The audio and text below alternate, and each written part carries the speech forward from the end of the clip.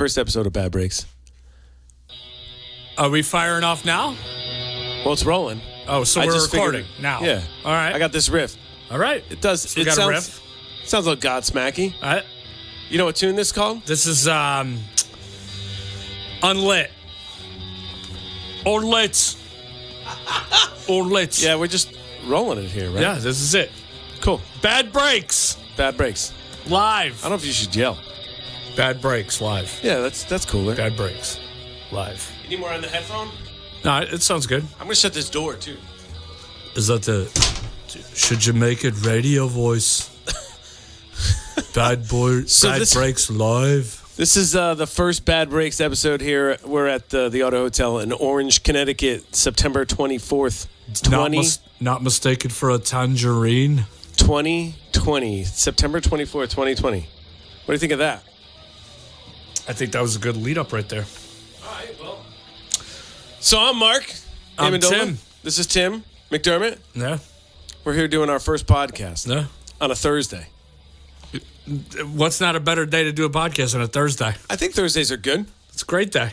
All right. Day after hump day. Going rolling into Friday. Rolling into Friday. Every day's a work day, though, for me. So Every day's a work day except for those people who ain't working. I had a half day the other day. I stacked 2 cords of wood on my half day, and I'm sore.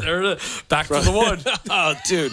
It's always about the wood. It's either I'm playing guitar or I'm stacking wood, burning wood. I mean, it's almost like going back to the old, I flew in the other day, and boy, my arm's tired. It's true. Hang on. I got to pause 1 second. So this is the first podcast. So I should have did something else. All right, it's all right. Well, I'll just keep rolling. I'll figure it out later. So basically what we're trying to do here, right, is get involved with creating a show that ties in the things that we like in life. What would those things be? Music. Family. Friends. None of this other stuff. So with this, we're going to try to create an environment that's loose and different to a degree anyway. Different and loose. So I'm thinking we're going to start our little gig here with 3 topics that we can roll through before we get into an interview that's not going to exist because we don't have anybody to talk to besides ourselves. We're not doing an interview. We're interviewing each other. That's what I just said. All right, so speak. So what are we talking about? My first topic here is on Amazon. Amazon. And the story I Jeff got Bezos. here is about Amazon Ring. An Amazon Ring is unveiling a tiny in-home drone to spy on your property while you're out. An Amazon, I don't understand. What Amazon Ring? They got the little ring, the doorbell. Let me read a paragraph. I'm not familiar with the Amazon Ring. So you never seen like the Ring doorbell? People have it on the front door, and you push the button, and it's got a camera on it. Dude, I live in the woods. I have old doorbells from like the 70s. I have to go check them every once in a while, and my family freaks out because no one ever rings the doorbell. So the Amazon's home security subsidiary Ring has released a tiny drone to watch over users' possession while they're gone, capitalizing on paranoia and laziness while further cementing the presence of Big Brother in the home. So the whole idea is so that way when they drop a package off to the house, correct, somebody won't take it. Yes. Yeah. Let me reiterate. I live in the woods. Yeah. No one's around. But you'd be surprised. There's a lot of I totally understand. There's a lot of woods people who are, they're up with the technology, and they're like, you know what? Because I live in the woods, and that package guy may come around. I need a camera out there to make sure that there's no. But a drone. Well, now they're moving into the drone market, correct? Okay, so they're gonna have drones that just hang out over houses. Exactly. So the Ring Always Home Cam is a pint-sized drone that syncs up with the user's Ring home security system to fly around checking on things whenever the user is away. Homeowners can watch it do its thing on their smartphones but can't manually control it, which must be frustrating in the event of a flying spy does actually catch someone to break in. So this thing's going to fly around, but you really don't have any control over it. How does that make you feel? Well, I mean, I mean, I'm always weary of things flying in the sky anyway. Like, I'm just always like, so the idea that these things are going to fly around even more so. Yeah. I think that's Your own personal one. I think it's freaky. Well, that's the part I don't get. If it's your own personal one, shouldn't it be Under your control. under your control? Like, I have a drone. I think I'm going to, make it like a kamikaze drone, and I'll fly into other drones just for fun. So your drone might be in the business of taking out the Amazon drone, maybe? Maybe. Yeah. Okay. Just for fun. Just for sport. So you may Like be skeet shooting. You may hunt the Amazon. No, I'm not going to hunt. Okay, I'm just. all right. It's going to be like skeet shooting. It's going to, see it in the sky and. But who's taking your drone's taking out the other drone? Yeah, I mean, it's only So how's it skeet shooting now? Well, because I'm definitely going to have to get good at flying Well, that skeet thing. shooting is you shooting something up at the object in the sky. It's a kamikaze drone. It's going to once it's done, it's done. It's going to happen once. I'm not going to go out and purchase a bunch of drones. My question to you is number one. First of all, it's just a joke. You're not interested in having this ring technology. First of all, you don't. This is something that you worry about. No, that's not something I worry about. And if you did have the ring technology, although thinking about it, like living in like a city or something, having Amazon deliver stuff in the city, but what about the rest of your mail or packages? I mean, those are. I mean, how does that work? I don't know. I never had one either. But now thinking about if you had the ability to get this ring package deal, right, where now you have this doorbell that is synced essentially to your phone now. Now anytime somebody rings your door, you can literally go to your phone at any time and look at who's at your front door. Does that seem at all interest to you at all? No. Well, what about the idea if you had it and now it came with a drone to monitor your land? I don't know. I mean, I guess that's something, but I would think that if you needed to monitor your land, you get some cameras and you put around the house, and that's it. And to be honest with you, you have a cell phone, an old cell phone, like old electronic, like most of that stuff with a camera can be converted into like some kind of camera setup, right? With some software. Well, you're not one of those people that worries about security like that, because I'm not one of those guys. I don't worry about it at that extent. No, lock your doors and alarm it up, but don't, Like you need a drone monitoring your. Yeah, that's I think I'd get a dog before then. What's it become after that? Does it become a robotic dog? The robot Sparky? I don't know. Starts. Well, I think that's called the Jetsons. Remember the Jetsons? Meet George Jetson. So basically, I'm learning in this moment that Mr. Amendola has no interest in the ring, and he has no interest in the option up of having ring with a drone. Not at the moment, no. Not at the moment. All right. I don't know. So then we're going to move on to the next thing here. What's the next thing? The next thing is this. This is the music segment. I want to get the Jetsons theme up. Don't you want to hear the Jetsons theme? I think that would be prudent to what. I mean, it is like the Jetsons. The Jetsons were a cartoon. What was it, the 70s or 80s? It was the 80s, right? I'd like to know when the Jetsons were, what it was based in, though, what time it was based in. Because I saw something interesting the other day about Mad Max Beyond the Thunderdome, that was based in 2021. Really? Yeah. Well, we're not there yet. No. Was that could we be there? Could we be in Mad Max type? I don't know, man, but that's another 6 months. But I mean, the way things are going, it's like hyper fast. Could it be that fast? Like, I think we'd have to have some major catastrophes to end up in that mess. Oh, man. Okay, so I want to move on to this next thing really here, because I want to hear how you feel about this. Go ahead. A Lemmy Kilmister scented motor-headed candle is coming. So Motorhead will be coming out with a candle that's scented like Lemmy? I guess so. What does a Motorhead Lemmy candle smell like? I don't know. Maybe I have to call somebody. I got a friend who knows Lemmy. That's kind of something we could do, right? Here's the Jetsons theme, right?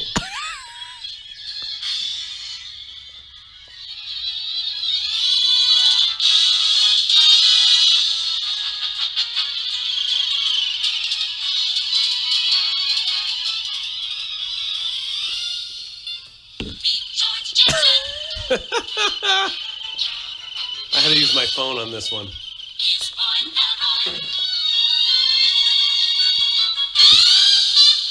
I used to love that cartoon back in the day. Judy. Yeah. Jane, his wife. Janie's wife. To that triangle thing around her neck. Yeah, that was her. Was her the boss, Mr. Sprockets, Spacely Sprockets? Spacely Sprockets. That's who George worked for. Spacely Sprockets, right? Yeah, a little sawed-off, little mean guy. That's so funny. And they had a dog. Astro, yeah. Astro had Rastro. He go, Rastro. Yeah. Similar to Scooby. Yeah, but from the future.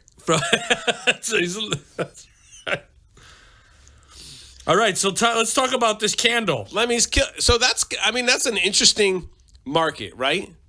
I mean, did you see Jamie Josta? I think was putting out some pasta. Josta's pasta. Yeah. Right. Is the Lemmy family hurting that much that they need to do it? I mean, is this something we need to? Let's see some of this. I mean, are you saying that, or is that the article says? I don't know. Let's see. Did you? They say that everyone has their own individual scent, similarly to the uniqueness of our fingerprints. Have you ever wondered what Lemmy smelled like? It's probably not hard to guess, but now you can actually recreate his presence with a Motorhead candle inspired by the Ace of Spades title track. So maybe it's like his management, Tim. What's his name? The manager there. I don't know I think his name is Tim. Is it? I forgot. The iconic Motorhead album is turning 40 next year, and the band have announced several special releases to commemorate it, like a box set that turns into a gambling table. That's pretty cool. That is cool. And now Evoke Candle Company has announced. We should play cards on this show, maybe. That wouldn't be a bad idea. I'm a terrible card player, though. That's good for me. We'll bet. I'm a bad better.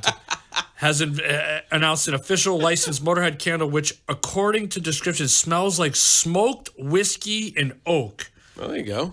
And has a burn time of 70 to 80 hours. I've never thought of candles with a burn time. Why do they think Lemmy smelled like smoked whiskey and oak? Why do they think he smelled like oak? It kind of sounds like, if you ask me, it kind of sounds like maybe a little bit of the rainbow. The rainbow bar. Maybe, I don't know. Yeah. Maybe that could be why. He seemed like a pretty righteous dude. I've never met him. Is that something that happened in a lot of encounters with Lemmy? You know, when I met Lemmy back in '73, he smelled like whiskey and a little bit of oak. Oak. Just a little bit. And cocaine. I don't know why oak, though. It must be, that might be the rainbow. You know? I mean, I don't know. I don't know why he'd be oak. I mean, he lived in California. Is he oak because he's like the mighty oak, the mighty Lemmy? Well, could be, right? I think they should have made it in whiskey and mole. In mole? Mole. What is that? That's was that thing on his face? He had the mole. Oh, the mole. Yeah, I don't know if mole has the smells of. I don't know either. That was like another planet, I think. Yeah, but I mean, that was part of him. In fact, we got the moon here. I think they should have named Lemmy, and the mole should have had a name too. Come on. Sorry. I think that's cold.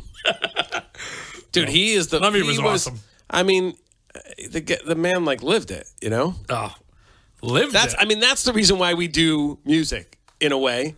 Because there's guys out there that do it to full tilt, and we're like, wow, that's really cool. And we do some of it. Did you ever see the documentary done on Lemmy 6-7 years ago? I did not. Dave Grohl produced it.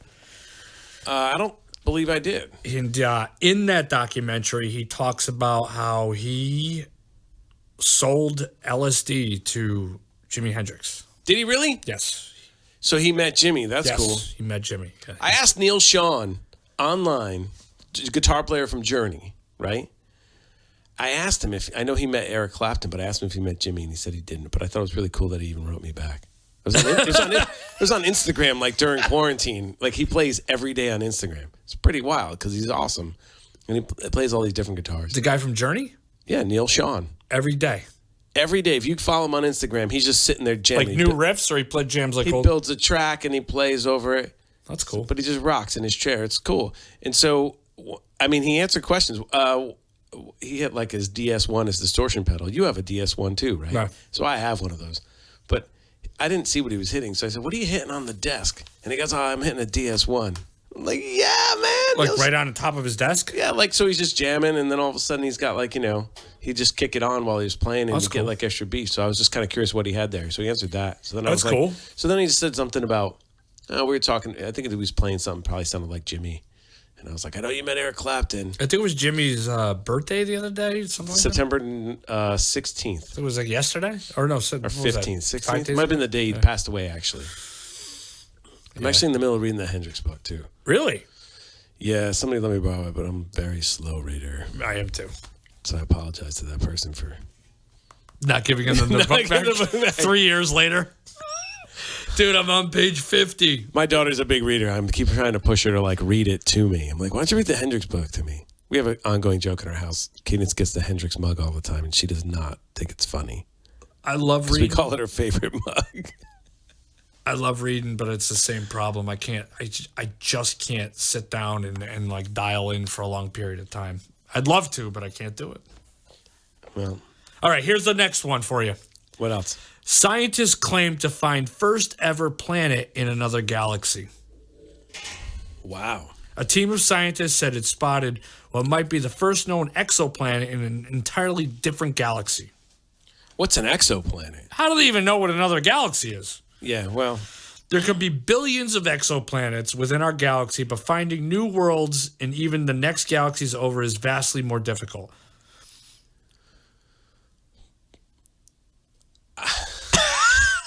Man, what's wild? Like, I'm so freaked out I'm so freaked out of space, like just being that far away from Earth. Yeah. I go on YouTube and watch like them on the space station just to try to get comfortable with looking at that view. Like, if those guys fall or girls fall, I don't know who's in those suits, but if they fall off that space station, what happens? They float? The space station thing is, I just read a really cool article about that the other day about a guy who worked up there and how they don't get enough time to actually appreciate where they are. Of course, because they're working. Because they're working. Didn't I just say this? Yeah. I just said, I've been in this cover band for years, and I feel like after this pandemic, I'm like, I don't know if we're ever going to play again. Like, I'm sure we will, but all these years, I've never recorded like a full set of us playing, and I have like all this gear, and I kind of feel bad about that. So, but I think and you made a comment. You're like, well, that's because you're just playing, you're just getting the job done, and I think that's it. It's like everything. I mean, I played New York City the other day. And I was in and out. Like, we got in, I set it up, we played. It was weird because there's not a lot of people in the city right now. But we played outdoors by Battery Park. And then it was, like, packed up, and I was like, all right, like... Masked up? Most people masked up? Yeah, most people did. I mean, it was outdoors, so it's kind of like, I mean, some people didn't. It wasn't, like, total all mask. But yeah, so the guy just... He put it on terms like it was like you're amongst God at that point, because you're out in the peripheral at that point. Like, you're floating around on this object, like looking back at this orb. Yeah. It's pretty wild. Yeah. I mean, another interesting thing that ties into this that I read today, that there's going to be something coming into our atmosphere next month. And they think it's a piece of a ship that broke off from the 60s that's coming back into our atmosphere right now. Like, it'll be back in October.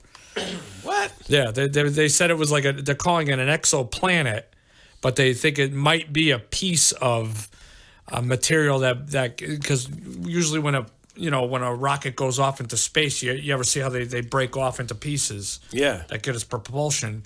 Well, once those pieces break off, they go off into space, and at some point or another in space, things just come back. That's crazy.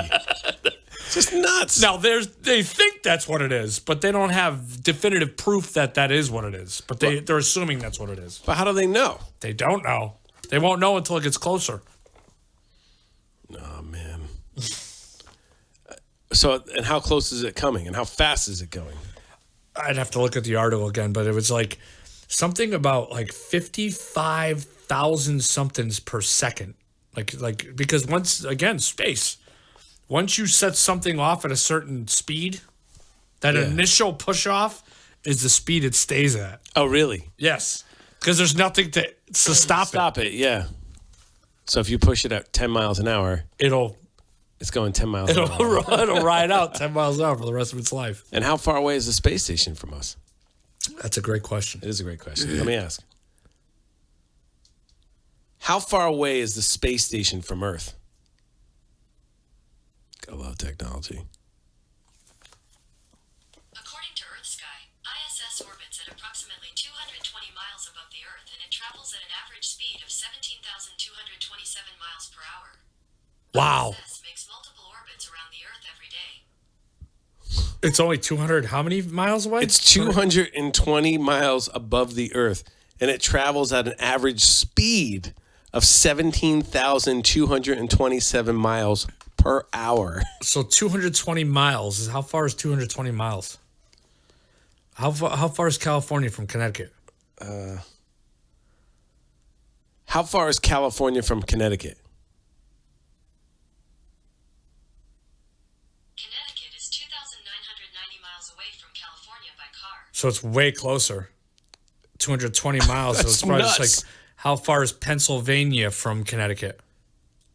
How far is Pittsburgh, yeah. Pennsylvania from Connecticut? Connecticut is 446 miles away from Pittsburgh by car. So it's closer than... I'm going to say Philadelphia, right? How close is Philadelphia to Connecticut? Philadelphia is 189 miles away from Connecticut. Wow. So that's so what like it takes Delaware. to get... Yeah. Is how far it is in the atmosphere Outside of this? outside of the planet. That's really close. That's very close. Extremely close. Especially when it's traveling at 17,000 miles an hour. Constant. There is no reason for it unless something were to get in front of it.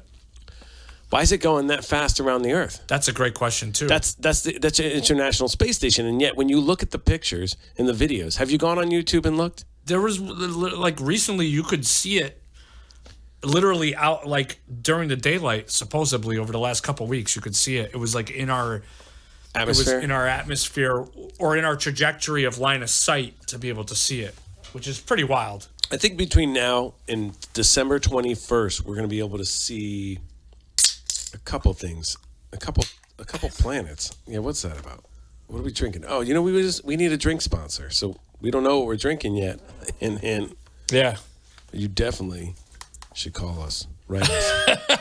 We're gonna have to get an email address.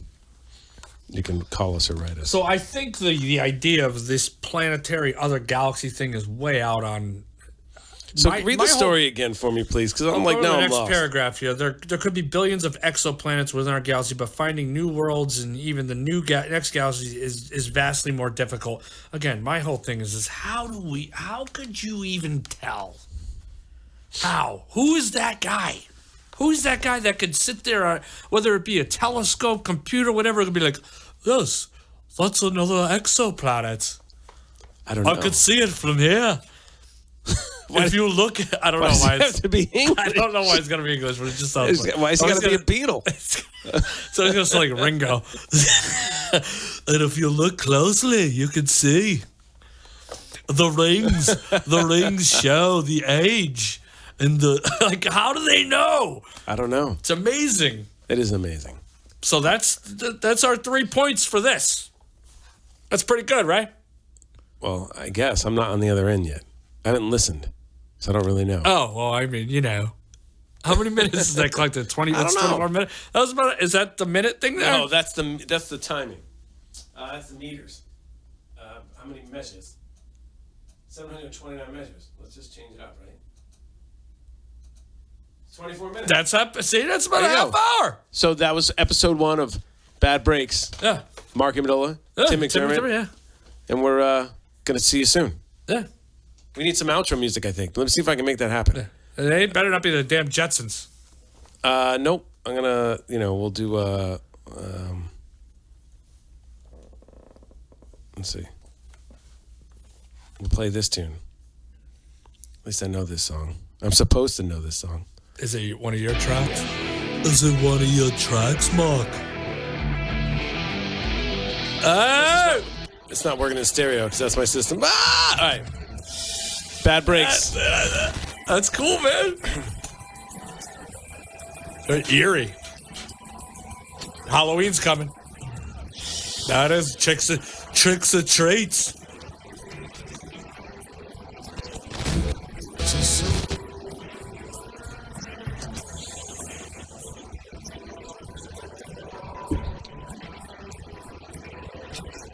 The credits will roll here. There's no credits.